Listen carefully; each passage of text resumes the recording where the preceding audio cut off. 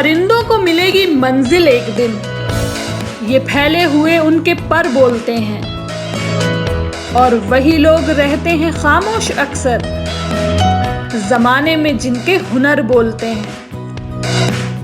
ये शेर देश के पूर्व राष्ट्रपति एपीजे अब्दुल कलाम पर बिल्कुल फिट बैठते हैं।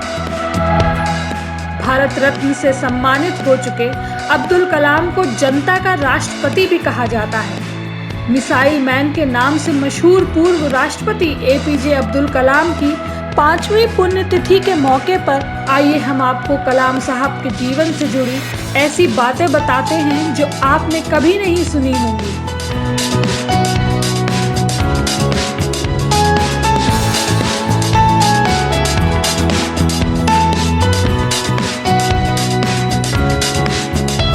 1980 की बात है।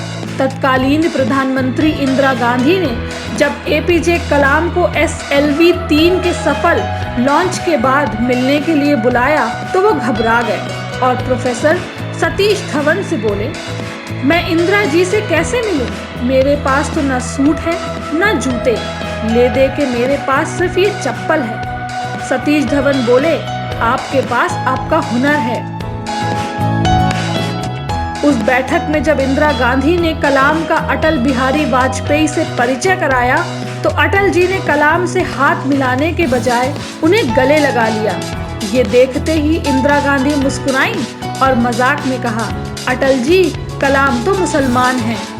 तब वाजपेयी ने जवाब दिया, जी हाँ, लेकिन वो भारतीय पहले हैं और एक महान वैज्ञानिक हैं।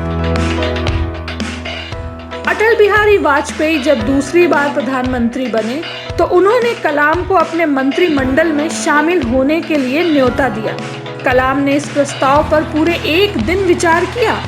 अगले दिन उन्होंने वाजपेयी से मिलकर बहुत विनम्रता पूर्वक इस पद को अस्वीकार कर दिया। उन्होंने कहा कि परमाणु परीक्षण कार्यक्रम अपने अंतिम चरण में पहुंच रहा है, वो अपनी मौजूदा जिम्मेदारियों को निभाकर देश की बेहतर सेवा कर सकते हैं। एपीजे अब्दुल कलाम बेहद सादे स्वभाव के व्यक्ति थे।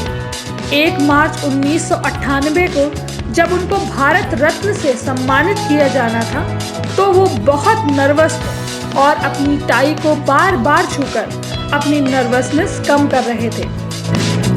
एक बार कलाम साहब को पीएमओ से फोन गया। पीएम अटल बिहारी वाजपेयी लाइन पर आए और बोले, कलाम साहब, देश को राष्ट्रपति के रूप में आपकी जरूरत है।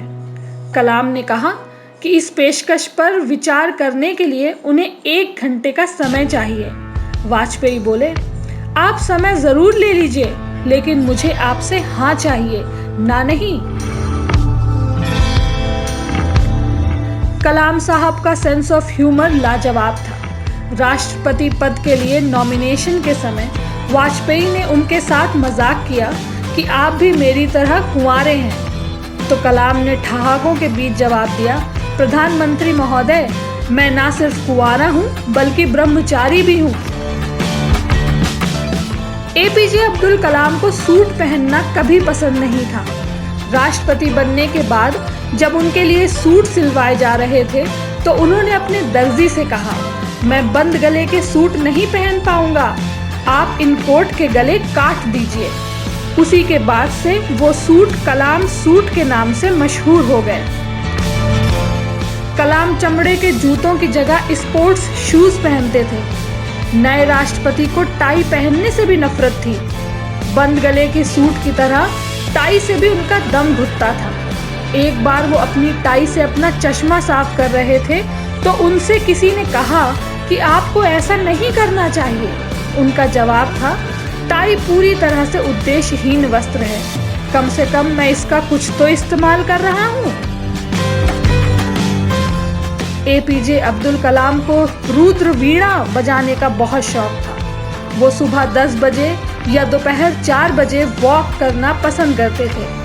वो अपना नाश्ता सुबह 10:30 बजे लेते थे, लंच देर से करते थे, डिनर अक्सर रात 12 बजे के बाद करते थे। एपीजे कलाम धार्मिक शख्स थे।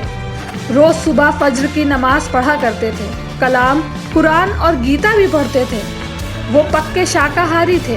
और शराब से उनका दूर दूर का वास्ता नहीं था। उनको महामहिम या हिज एक्सीलेंसी कहना भी कतई पसंद नहीं था। कलाम राष्ट्रपति भवन में अकेले रहते थे। वो अपने भाई को बहुत प्यार करते थे, लेकिन कभी उन्हें अपने साथ राष्ट्रपति भवन में रहने के लिए नहीं कहा। एक बार कलाम ने अपने परिवार के करीब 52 लोगों को दिल्ली आमंत्रित किया। उन लोगों के आने जाने, खाने पीने का पूरा किराया एपीजे कलाम ने अपने अकाउंट से दिया। उन्होंने 3,52,000 रुपयों का चेक काटकर राष्ट्रपति भवन कार्यालय को दिया। दिसंबर 2005 में उनके बड़े भाई हज करने मक्का गए। जब सऊदी अरब में भारत के राजदूत को इस बारे में पता चला तो उन्होंने राष्ट्रपति को फोन कर परिवार को हर तरह की मदद देने की पेशकश की। कलाम ने कहा कि मेरे 90 साल के भाई को बिना किसी सरकारी इंतजाम के एक आम तीर्थयात्री की तरह हज करने दें। राष्ट्रपति भवन में रोज़ा इफ्तार कराने के वो सख्त खिलाफ थे। उनका मानना था कि इफ्तार में आने वाले लोग खाते पीते लोग होते हैं। वो इफ्तार के खर्चे में आने वाला सारा पैसा अनाथालय को दान दे देते थे। इफ्तार में खर्च होने वाले सरकारी पैसे के अलावा वो अपनी जेब से भी पैसे अनाथालय को दान देते थे। आपको हमारा ये वीडियो कैसा लगा? सब्सक्राइब करें हमारा चैनल, लाइक करें और शेयर करें।